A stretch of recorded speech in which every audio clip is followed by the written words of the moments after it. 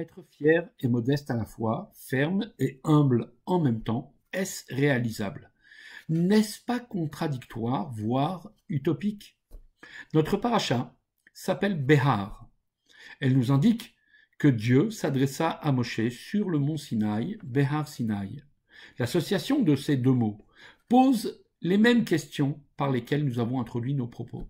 Har, montagne, fait référence à la fermeté, à la fierté, alors que Sinaï rappelle que Hachem avait choisi ce lieu pour donner la Torah précisément pour son caractère modeste. Disons que ces deux états d'esprit ne sont pas incompatibles.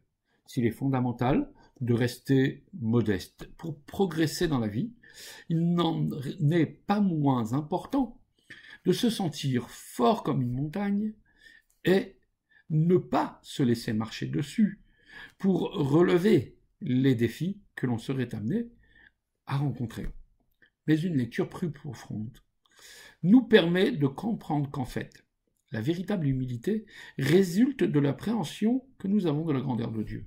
Lorsque l'homme prend conscience que toutes ses réalisations personnelles, toutes ses réussites, son côté montagne, ne sont dues qu'au pouvoir divin infini qui lui a été donné, c'est alors qu'il sera habité d'un véritable sentiment d'humilité.